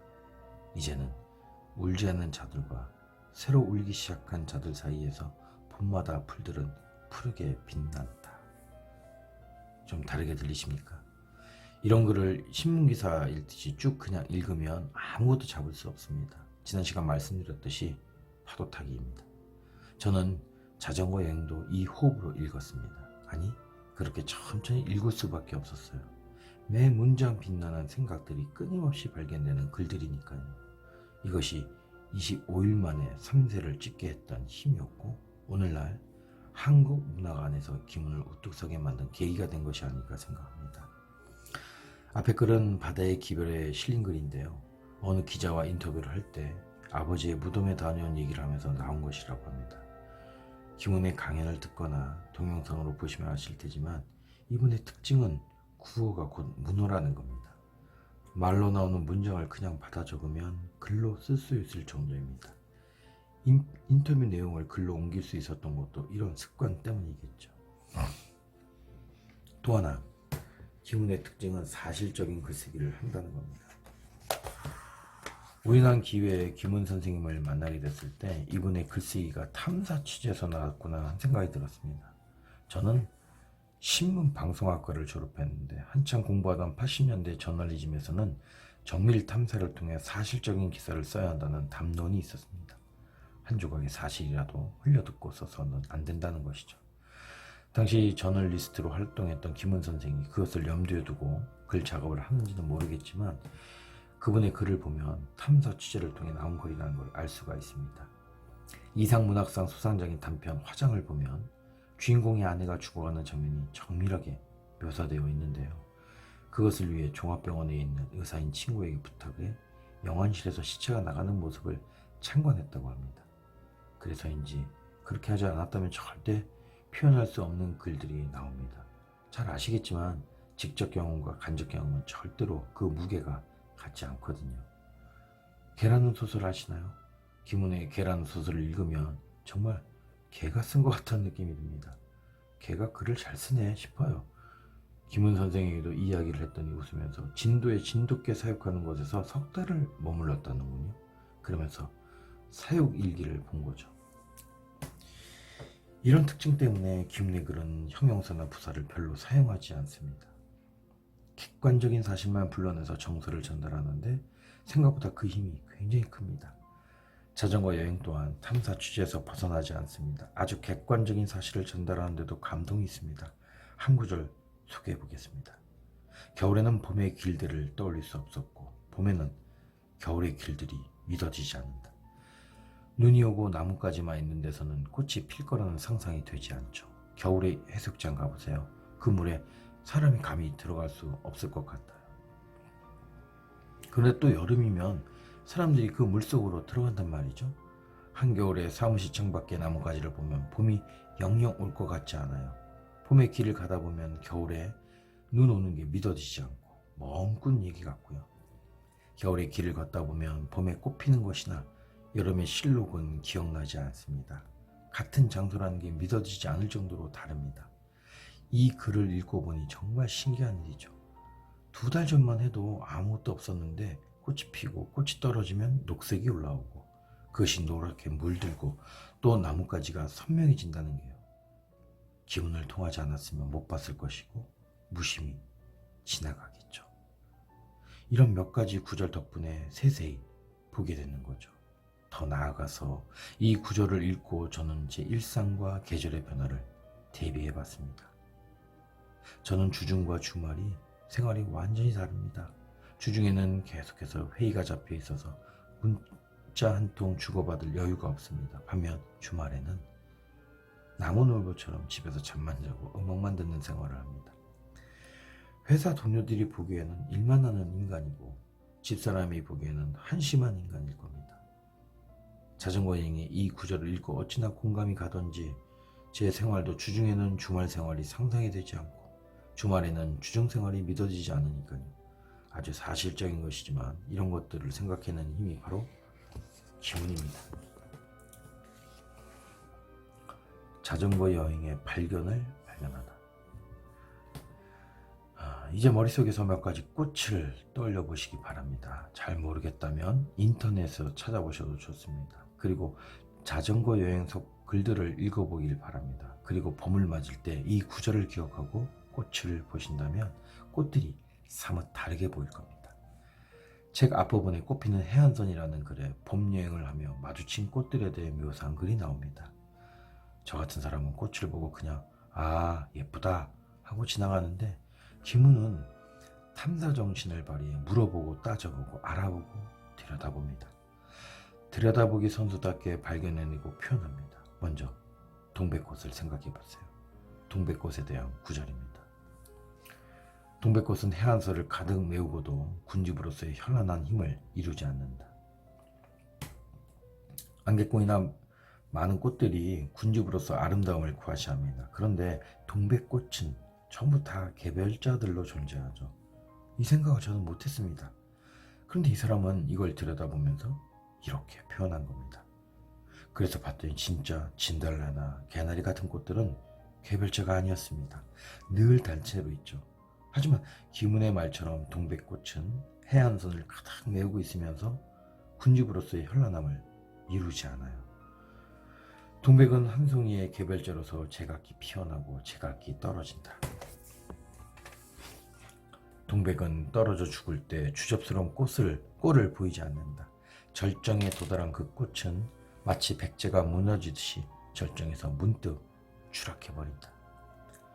한꺼번에 툭 떨어진다는 거죠. 이런 것이 바로 김은의 관찰의 힘인 것 같습니다. 시불경, 청이불문, 우리가 다 시청했던 것입니다. 다만 김은은 견문을 한 것이고요. 그리고 이제 벚꽃과 매화의 계절이 옵니다. 매화와 벚꽃이 같은 종인데 매화를 한번 상상해 보죠. 매화는 질 때 꽃송이가 떨어지지 않고 꽃잎이 한 장 한 장 떨어져요. 김은은 매화를 보고 이렇게 이야기합니다. 매화는 질 때 꽃송이가 떨어지지 않고 꽃잎 한 개 한 개가 낱낱이 바람에 날려 산화한다. 매화는 바람에 불려가서 소멸하는 시간의 모습으로 꽃보라가 되어 사라진다. 정말 매화나 벚꽃 떨어질 때 보면 꽃눈이 내리는 것 같습니다. 다 떨어지면 어쩌나 싶어서 가슴이 아플 정도죠. 그래서 김은은 꽃잎이 가지에서 떨어져서 땅에 닿는 동안 바람에 흩날리는 잠시 동안이 매화의 절정이라고 말합니다. 그리고 매화의 죽음을 풍장으로 표현합니다. 바람 속에서 죽어간다는 거죠. 이 글 속에서 김은은 무엇을 보든 천천히 보여야 한다고 말합니다. 속도의 문제에 대해 걸고 넘어집니다. 우리는 정말 빠른 속도로 살아가요. 꽃 피고 지는 것 하나 제대로 보지 못하고 말이죠. 미국의 어떤 사람이 이런 얘기를 했답니다. 미국의 전 국토를 연결하는 고속도로망이 생긴 덕분에 우리는 아무것도 보지 않고 대륙을 횡단할 수 있게 되었다. 횡단은 하지만 시속 100km로 달리면 아무것도 볼 수 없습니다. 목적지까지 빠르게 갈 수는 있어도 그동안 관찰은 이루어지지 않죠. 독서를 예를 들면 책을 읽어야겠다는 목적이 있어서 읽기는 하지만 세밀하게 읽지 않는 것도 같은 맥락이라고 봅니다. 저도 별다르지 않은 현대인이다 보니 생활이 바쁘다는 핑계로 잘 관찰하지 못하지만 천천히 보고 싶다는 갈증은 늘 가지고 삽니다. 자동차가 달리는 속도가 아니라 걷는 속도로 봐야 보이는 것들이 분명 존재합니다. 한 번은 사진을 찍으려고 변산반도에 갔습니다. 제가 글을 쓰고 포토그래퍼가 사진을 찍어 전시하는 포토 에세이전을 8번 했는데요. 그 일로 들르게 된 것이죠. 변산반도에 있는 내소사, 계암사를 지나는 일정이었는데 차를 가지고 가지는 않았습니다. 숙소에서 자고 나와 시외버스를 타고 변산을 사이에 두고 양쪽에 있는 내소사와 계암사를 가기로 했습니다. 차를 타고 움직인다면 두 곳을 오가는 시간이 10여 분 되는 것 같았습니다. 그런데 대중교통을 이용하려니 여간 복잡하지 않더군요. 두 곳을 한 번에 있는 버스 노선이 없어요. 결국 아침 8시 30분에 숙소에 나왔는데 사찰에 10시에 도착했어요. 차가 있었다면 넉넉 잡아 9시면 도착했을 거예요. 그런데 9시 30분에 있는 첫 차를 1시간 기다려서 15분 타고 와서 다시 입구로 가는 차로 갈아타고 빙 돌아온 겁니다. 그렇게 도착해 버스에 내려 걸으니 내소사 일주문까지 가는데 1시간 반이 걸릴 수밖에요. 일주문이 보이는 순간 드디어 왔구나 하고 감탄했어요. 그런데 그때 그런 생각이 들었어요. 대중교통이 없었던 시대에 아들을 점주의 주십사 견함에 걸어가는 안악의 마음이 이렇지 않았을까. 동행했던 포토그래퍼와도 그런 이야기를 나눴고요. 도착하는 순간 서구가 완전히 바뀌었을 거라는 거죠. 천천히 차곡차곡 길을 밟으면서 신성한 마음이 생기는 겁니다. 자동차로 10분 안 만에 도착하는 지금의 우리의 감정 상태가 전혀 다른 겁니다. 또 여담 한마디 하자면 건축가 김수근 선생이 지은 경동교회 아십니까? 서울 한복판 시끄러운 일상으로 왁자한 장충동 거리에 자리 잡고 있는 이 교회는 문을 돌려세워 지었다고 합니다. 사람들은 교회에 들어가면 빨간색 돌담을 돌아 예배당 입구로 가는 길에서 일상과 떨어져 차분하게 신성을 맞이합니다. 먼지투성이의 바쁜 일상에 젖은 채 교회 안으로 들어오기 전 심호흡을 하며 천천히 스스로를 돌아볼 시간을 주는 지혜로운 건축물인 것이죠. 지난 강의에 이어 속도에 대해 자꾸 이야기하는 것은 발견과 그로 인한 삶의 풍요 때문입니다. 저도 그렇고 우리 모두 빨리 사는 것 좀 그만하고 더 행복해지자는 거죠. 오래전 경동구의 교회 이야기를 듣고 쓴 카피가 있는데 읽어드리겠습니다. 지금 들리는 이 소음이었고 지금 보이는 이 복잡함이었다. 이곳에 교회를 지어달라는 의뢰를 받고 건축가 김수근이 고민에 빠진 이유는 중구 장충동 3가 27번지. 그곳은 경건해야 할 교회가 들어서기에는 세속과 너무 가까운 곳이었다. 건축가는 세속과 경건 사이에 거리를 두고 싶었다. 건물의 입구를 돌려 세운 것이다. 소음과 복잡함 속에 있던 사람들이 교회에 들어가기 위해서는 건축가가 만들어 놓은 이 호젓한 길을 따라가야 한다. 10m 남짓한 이 길을 걸으며 사람들은 자신도 모르게 세속의 먼지를 떨어낸다. 그래서 교회의 문을 여는 순간 마음속에는 경건함이 자리 잡게 된다. 디자인은 단순한 멋부리기가 아니다. 디자인은 깊은 생각의 반영이고 공간에 대한 배려다. 경동교회는 계단이 낮습니다. 가서 보시면 알겠지만 야트막한 층계를 따라 걸으면서 나도 모르게 걷는 속도가 느려지고 그러면서 마음이 정리가 됩니다. 영주의 부덕사는 반대로 계단이 높습니다. 무릎을 한껏 굽히고 올라가야 해요. 앞을 볼 여유가 없죠. 계단을 잘 봐야 걸을 수 있도록 좀 높게 만들어 놓았습니다. 그렇게 아래를 보고 걷다 보면 어느 순간 짠 하고 웅장한 대웅전이 나타납니다. 계단의 높이는 다르지만 한 곳은 속도를 늦추고 한 곳은 시선을 돌려놓는 것으로 잠시 마음을 가다듬을 수 있는 기회를 준다는 공통점이 있습니다. 다른 얘기 하나만 더 하겠습니다. 요즘 음악을 통 못 들어서 후배들에게 아이팟에 아무 음악이나 넣어달라고 했더니 금방 1000여곡이 저장됐습니다. 그 많은 음악 중에 한 번에 꽂힌 음악이 있는데 다시 듣고 또 들어도 정말 좋더군요. 미국의 밴드인 핑크 마티니의 초혼의 빛, 그런 노래였습니다. 제가 직접 번역한 기사를 보여드릴 텐데요. 기회가 되신다면 꼭 음악을 찾아서 들어보시길 권합니다. 넘어가도록 하겠습니다. 초혼의 빛. 네가 무슨 생각을 하는지 알겠어. 나도 같은 생각이야. 우리가 어떻게 살아왔는지 또 어떻게 새로 시작해야 할지 내가 헛된 꿈을 꾸는 건지는 모르지. 혹은 내가 잘못 생각하고 있는지도 몰라. 하지만 난 푸른 잔디가 자라는 곳으로 갈 거야. 너도 같이 가지 않을래? 난 늘 더 많은 것을 원했어. 그런데 뭘 가져도 늘 똑같더라고. 돈은 변덕스럽기도 하고 명예를 쫓아다니는 것도 이제 지겨워. 바로 그때 네 눈을 봤더니 너도 똑같은 생각을 하는 것 같더라. 더 큰 것만 원하던 우리 일상이 어느새 죄악이 되어가고 있었던 거야. 물론 재미도 있었지. 하지만 이제 그만해야 하지 않겠어? 세상이 너무 빨리 움직여. 사는 속도를 좀 늦춰야 할 것 같아. 우리 머리를 잔디 위에 쉬게 하면서 잔디가 자라는 소리를 들어보지 않을래? 푸른 언덕이 있고 차는 저 멀리 드문드문 보이는 곳. 낮에는 찬란한 빛으로 넘쳐나고 밤에는 수많은 별을 볼 수 있는 곳. 세상이 너무 빨리 움직여. 사는 속도를 좀 늦춰야 할 것 같아. 우리 머리를 잔디 위에서 쉬게 하면서 잔디가 자라는 소리를 들어보지 않을래? 이런 내용의 노래입니다. 참 아름답지 않습니까? 음악을 들어보시면 알겠지만 중간에 차이코프스키의 피아노 협주곡 1번이 흐릅니다.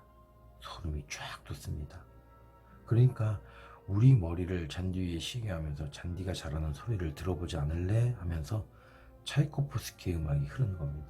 그 멜로디와 리듬이 잔디가 자라는 속도인 거죠. 가끔 왜 책을 읽느냐고, 왜 음악을 듣느냐고 누가 물을 때 이런 즐거움 때문이라고 대답합니다. 어떨 때는 삶의 위안이 되니까요. 그래서 힘들 때는 진통제를 가지고 다니듯이 음악을 가지고 다녀요. 그만한 진통제가 없는 것 같아요. 이 음악을 듣고 삶의 속도라는 게 있구나 싶고 잔디가 자라는 속도라는 말이 참 아름답다는 생각을 했습니다. 그리고 이런 식의 보고 듣기는 제가 하는 일에 영향을 줍니다. 마침 이 음악에 빠져 있을 때 짧은 원고 청탁이 들어왔습니다. 원고지 2매의 분량으로 내 인생의 질문이 무엇인지를 주제로 글을 쓰는 것이었습니다. 저는 이 음악을 모티브로 청탁받은 원고를 썼습니다. 잘 쓰고 못 쓰고를 떠나서 만약 이 음악을 듣지 않았다면 나올 수 없었던 글이죠. 내용은 다음과 같습니다. 잔디가 자라는 속도, 정 많은 나뭇가지가 가을바람에 나뭇잎을 하나씩 내려놓는 속도, 그 똑같은 나무가 다부진 가지마다 이미 또 다른 봄을 준비하고 있는 속도, 아침마다 수영장 앞에서 만나 서로 눈인사를 주고받는 하얀 강아지가 자라는 속도, 내 무릎 사이에서 잠자고 있는 고양이가 늙어가는 속도, 부지런한 담쟁이가 기어이 담을 넘어가고 있는 속도, 바람이 부는 속도, 그 바람에 강물이 반응한 속도, 별이 떠오르는 속도, 달이 차고 기운 속도, 내 인생을 움직이는 질문. 내 인생을 움직이는 질문은 오직 하나. 어떻게 하면 그 속도에 내가 온전히 편입할 수 있을까? 어떻게 하면 자동차 달리는 속도가 아니라 잔디가 자라는 속도로 살 수 있을까? 어떻게 하면 내 숨쉬는 속도가 바닷가 파도 치는 속도와 한 호흡이 될 수 있을까? 내 인생은 그 질문에 대한 답을 찾는 과정이다. 박우빈의 내 인생 질문은 무엇인가? 기분에 들여다보기에 대해 이야기하다 여기까지 왔는데요. 삶의 속도를 늦추는 것은 이렇듯 여러 가지로 의미 있는 일이라고 생각이 듭니다. 동백과 매화를 지나 이제 산수유에 대한 이야기를 해보려고 합니다. 저는 도시에서 자고 나란 사람이라 꽃을 잘 모르지만 자전거 여행을 읽고 난 후 꽃들을 주목하기 시작했습니다. 산수유도 사진을 보고 그렇구나 했지 바로 머릿속에 떠오르지 않았습니다. 산수유 자체가 특징 없이 산을 피는 꽃이라 각인되지 않은 것도 이유일 겁니다. 산수유는 개나리나 진달래처럼 원색적이고 강렬한 색감이 아니라 흐릿하고 약한 느낌입니다. 물론 김은혜의 산수유에 대한 이야기를 듣기 전에는 이 정도 생각조차 하지 못했습니다. 산수유는 다만 어른거리는 꽃의 그림자로서 피어난다. 저는 김은혜 이런 거를 몇 개 읽은 다음에야 꽃이 보이기 시작했습니다. 예전에 오스카 와일드도 저와 같았다고 알랭도 보통이 전해준 말이 있는데요. 휘슬러가 그린 멋진 안개 그림을 본 오스카 와일드가 이렇게 말했답니다. 휘슬러가 안개를 그리기 전에는 런던에는 안개가 없었더라고요. 책이나 그림, 음악 등의 인문적인 요소들은 우리에게 새로운 촉수를 만들어줍니다. 기문을 읽기 전에는 산세월이 훨씬 긴데 산수유가 보이지 않았습니다. 지금은 산수유가 하나하나 보입니다. 이창동의 영화 시에서 사과를 가지고 얘기하는 장면처럼 산수유를 이렇게도 보고 저렇게도 보면서 발견하는 눈이 생깁니다. 그러나 이 그림자 속에는 빛이 가득하다. 빛은 이 그림자 속에 오글오글 모여서 들끓는다. 빛깔 자체가 흐릿한 산수유는 그냥 지나치면 모르지만 관심을 가지고 보면 정말 빛이 그림자 속에 모여 들끓는 것 같아요. 책을 통해 삶이 풍요로워진다는 게 이런 것이 아닐까 생각합니다. 돌아오는 봄에는 산수유를 꼭 한번 들여다보고 빛이 들끓는 모습을 발견해 보세요. 그리고 동백, 진달래, 개나리 같은 꽃들과 비교하면서 상상해 보시기 바랍니다. 산수유는 존재로서의 중량감이 전혀 없다. 꽃 속에는 보이지 않고 꽃의 어렴풋한 기운만 파스텔처럼 사냐에 번져 있다. 산수유가 언제 지는 것인지는 눈치채기 어렵다. 그 그림자 같은 꽃은 다른 모든 꽃들이 피어나기 전에 노을이 쓰러지듯이 문득 종적을 감춘다. 이렇게 생길 듯 말 듯 하면서 느닷없이 없어져 버린다는 겁니다. 이 다음 구절은 정말 아름다워서 줄침대 위에 또 줄을 쳐놨는데 그 꽃이 쓰러지는 모습은 나무가 지우개로 저 자신을 지우는 것 같다. 그래서 산수유는 꽃이 아니라 나무가 꾸는 꿈처럼 보인다. 이 구절을 읽고 어떻게 산수유를 기다리지 않을 수 있을까요? 다시 한번 말하지만 책을 왜 읽느냐, 읽고 나면 달라지기 때문입니다. 볼 수 있는 게 많아지고 인생이 풍요로워집니다. 그 전에는 산수유를 보고도 뭐 저렇게 특징 없는 꽃이 다 있어 했는데 이제는 나무가 꾸는 아련한 꿈을 볼 수 있게 된 것이죠. 이번엔 목련입니다. 목련은 등불 켜듯이 피어난다. 목련의 죽음은 느리고도 무겁다. 천천히 진행되는 말기, 암 환자처럼. 그 꽃은 죽음이 요구하는 모든 고통을 다 바치고 나서야 비로소 떨어진다. 벌써 소리를 내면서 무겁게 떨어진다. 목련은 등불을 켜도 피어나고 어느 날 갑자기 그야말로 죽음이 요구하는 모든 고통을 다 바치고 떨어집니다. 이 꽃 얘기들이 자전거의 첫 번째 글에 나옵니다. 단지 10페이지 정도 안에 담겨 있습니다. 이 책이 가지고 있는 밀도를 아시겠죠? 이 밀도 때문에 천천히 2번을 읽었는데 강의가 끝나면 다시 한번 읽어야 할 것 같습니다. 2번을 읽으면서 놓친 것들을 잡아낼 수 있을 것 같아요. 여러분들도 자전거 여행을 읽으면서 계절을 맞이해 보시기 바랍니다. 지금까지와는 다른 풍요로운 봄, 여름, 가을, 겨울을 맞이할 수 있을 거라는 생각이 듭니다. 약간 다른 이야기를 하나 하자면 이렇게 자연에 대한 이야기 속에 신라의 여승 서류의 시가 한편 나옵니다. 서류는 젊은 나이에 환속을 했는데요. 환속의 이유를 한편에 시로 써놓고 세상으로 나갔답니다. 꽃피어 봄 마음 이리 설레니 이 젊음을 어찌할 거다. 봄바람 난 거죠. 얼마나 솔직합니까? 20살도 안 된 나이에 속세를 떠나서 여성이 되겠다고 절에 들어갔는데 흘러가는 낙엽만 봐도 웃는 나이에 이 꽃향기를 어쩔 거예요. 공인이 된 작가 박완서의 자전적 소설 그 많던 시간은 누가 다 먹었을까에서 보면 세상에 내 것 같던 여고 시절에 갑자기 전쟁이 나요. 폭탄이 떨어지고 피난을 가야 해요. 아내 내 젊음은 어쩌라는 거죠. 잔뜩 우울해 있는데 목련이 흐드러지게 폈어요. 주인공이 그 목련을 보고 이런 말을 합니다. 미쳤어.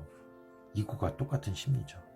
자기는 속세를 떠나서 불교에 귀의하겠다고 했는데 꽃들이 지금 미친 거예요. 앞다퉈 꽃방울 터뜨리고 말이죠. 그래서 결국 환속을 하게 되는 겁니다. 서류에 이 시를 놓고 김훈은 이렇게 말합니다. 이것은 대책이 없는 생의 충동이다. 그 충동은 위태롭고 무질서하다. 한 문학자 송정섭은 이 시에 대해서 한 젊음을 늙히기엔 저리도 힘듦이여 라고 썼다. 대책 없는 거죠. 대책, 충동, 위태, 무질서라는 작가의 단어 선택이 정확하죠. 20살 여자가 꽃피는 걸 보고 느끼는 건 대책 없어요. 어쩔 수 없는 충동이고 위태로우면서 무질서하고 감당할 수 없는 것이에요. 또 늙고 나면 젊음이 없어질 텐데 그래서 늙힌다는 표현을 쓴 거죠. 이것은 김훈이 표현한 것이 아니라 송정섭의 표현인데 그것을 김훈이 인용한 겁니다. 자전거 여행에는 그 이외에도 무릎을 치게 하는 구절들이 정말 많습니다. 삶 속에는 언제나 박과 사랑이 원한과 치욕보다 먼저다. 그만하면 견딜만한 가난이다. 밀물의 서해는 우주의 관능으로 가득하다. 서해는 조국의 여성성이다. 공깃돌만 한 코털개와 바늘 끝만 한 작은 새우들도 가슴에 갑옷을 입고 있다. 그 애처로운 갑옷은 아무런 적이나 방어 의지도 없이 다만 본능의 머나먼 흔적처럼 보인다. 짠맛은 바다의 것이고 향기는 햇볕의 것이다. 낙원은 일상 속에 있든지 아니면 없다. 자전거 여행의 일부를 소개했는데 이것만으로도 안 읽으신 분들은 읽을 마음이 들었으면 좋겠습니다. 이렇게 소개하면서 저도 다시 한번 읽어보고 싶다는 생각을 했습니다. 앞부분에서 김훈의 독법에 대해 다 말씀드린 것 같습니다. 앞으로 김훈을 읽으실 때는 이렇게 읽으시면 어떨까 싶습니다. 미친 사람, 김훈. 강의 때 김훈 이야기를 하면 빼놓지 않고 미친 사람이라는 수식을 합니다. 결례되는 표현이지만 미치지 않고서 어떻게 이런 것들을 발견해낼까 감탄하지 않을 수 없기 때문입니다. 특히 자전거 여행의 된장에서 발견한 삼각 치정 관계에 대한 구절을 보면 정말 이 사람은 미쳤구나 싶습니다.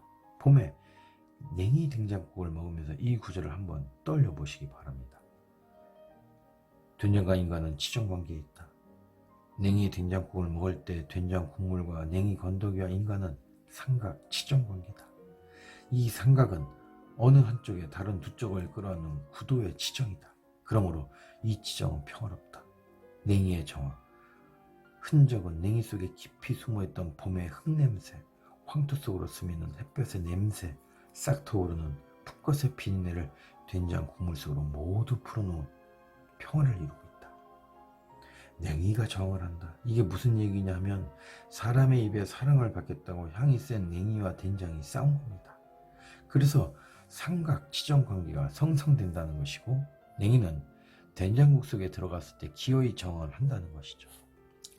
냉이 된장국을 먹어보면 국물에 냉이 향이 배어나옵니다. 그리고 냉이 그 자체는 향이 없어진 겁니다. 된장과 냉이 모두 향이 세서 둘이 싸우는데 결국 화해를 하게 되고, 그 화해의 산물이 국물인 거죠. 우리가 냉이 된장 국물을 떠먹을 때 둘의 향이 같이 배어 있잖아요. 이걸 늘 먹기만 했지 이렇게 세밀하게 들여다볼 생각은 하지 않았죠. 된장 입장에서 표현한 글도 기가 막힙니다. 된장은 냉이의 비밀을 국물 속으로 끌어내면서 냉이는 냉이대로 온전하게 남겨둔다. 냉이의 형태는 그대로 남겨두고 향은 빼서 자기가 받아들인다는 거죠. 또 다른 장에서는 이런 표현도 합니다. 계절이 바뀌는 풍경이 기분이 들여다보는 눈에 걸려들었어요. 봄의 흙은 헐겁다. 봄소리는 초봄의 땅 위로 돋아나는 물의 싹이다. 봄 풀들의 싹이 땅 위로 돋아나기 전에 흙 속에서는 물의 싹이 먼저 돋아난다.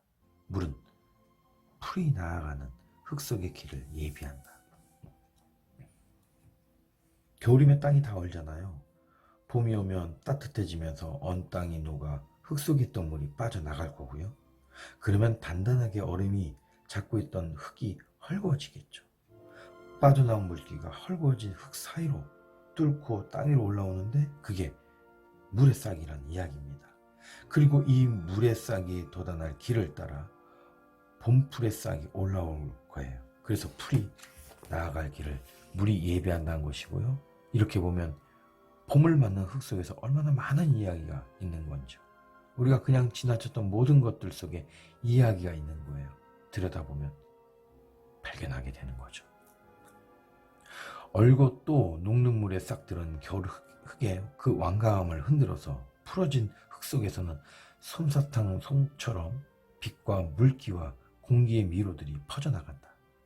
풀의 싹들이 흙덩이의 무게를 치받고 땅 위로 올라오는 것이 아니고 흙덩이의 무게가 솟아오르는 풀싹을 짓누르고 있는 것이 아니다. 풀싹이 무슨 힘으로 흙덩이를 밀쳐낼 수 있겠는가? 이것은 물리현상이 아니라 생명현상이고 역학이 아니라 리듬이다. 마지막 구절인 이것은 물리현상이 아니라 생명현상이고 역학이 아니라 리듬이다. 정말 좋아하는 구절이에요. 봄에 싹이 올라오는 것은 그냥 보면 물리현상이지만 생명의 현상이고 역학 같지만 삶의 자연스러운 리듬이라는 이 말이 참 좋아요. 김훈은 리듬이란 말을 음악으로 발전시켜서 다음과 같이 얘기합니다. 봄에 땅이 부푸는 사태는 음악에 가깝다. 김훈의 이런 구절을 찾아낼 때마다 이렇게 볼 수 있는 눈이 정말 부럽습니다. 족탈, 불급, 따라가지 못하겠지만 부러운 건 부러운 것이죠. 김훈은 이렇게 봄에 부푸는 땅에 대해 이야기하고 나서 바로 봄이 이 들뜸이 실은 주인공에 대한 이야기를 이야기합니다. 누구냐? 바로 보리입니다. 겨울을 밭에서 나는 보리는 이 초봄 흙들의 난만한 들뜸이 질색이다. 한참 자라난 무렵에 헐거워진 흙들이 꽉 껴안아주지 않기 때문이다. 그래서 흙을 이해하는 농부는 봄볕이 두터워지면서 식구들을 모두 보리밭으로 데리고 나와서 흙을 밟아준다. 봄에 자라는 보리는 흙이 잘 붙들어줘야 하는데 봄이 되면 물의 싹 때문에 흙이 흙어져서 흩어져 버리니까 자꾸 들뜬 땅이 미울 수밖에요. 그래서 인위적인 힘이 필요한데 이것이 예부터 봄이면 보리밟기를 했던 이유입니다. 이게 자전거 하나 타고 다니면서 전부 발견한 것들입니다. 책에는 이렇게 보석 같은 문장들이 더 많아요. 꼭 사서 꼭꼭 씹어 드시기 바랍니다. 분위기를 바꿔 미친 사람 김문의 기가 막힌 구조들을 더 소개하도록 하죠. 요즘 전 콩나물을 먹을 때마다 콩나물 속에는 물기가 축복이라는 생각이 듭니다. 씹으면 안에서 마치 미더덕을 꽉 깨문 것처럼 물이 쫙 퍼집니다. 그 순간의 행복을 알게 됐어요. 사실 이 글을 읽기 전에는 이런 촉각을 가지고 있지 않았습니다. 그런데 김은의 글 때문에 이런 걸 느끼면서 음식을 먹을 수 있게 됐습니다. 이것이 바로 김은의 글쓰기입니다. 자전거 여행에서도 광주 민주화 항쟁과 관련된 일화를 이런 식으로 풀어낸 부분이 있습니다. 몇 번을 읽어도 목이 메고 눈물이 나는 부분입니다. 이 주자씨는 그때 임시 3개월의 신부였다. 집안에서 총을 맞았다. 오른쪽 눈밑을 총알이 뚫고 지나갔다. 병원에서 수술받던 도중에 폭도로 몰려 병원 지하실에 끌려가 군인들한테 매를 맞았다. 이 주자씨는 그때 아무런 정치 의식도 없었고 그 상황이 무슨 상황인지도 몰랐다고 한다. 다만 태화를 보호하기 위해 몸을 동그랗게 꼬부리고 매를 맞았다. 기형아를 낳으면 안 된다는 생각뿐이었다고 한다. 군인들이 임신한 배를 구둣발로 잡고 이진은 여러 번 실신했다. 이 아이가 최유경이다. 광주 여자대학교 무용과 2학년이다. 핸드폰에 코알라 인형을 씌워서 들고 다닌다. 이 주자씨는 보험회사 외판원이다. 성격이 수줍어서 별 실적은 없다.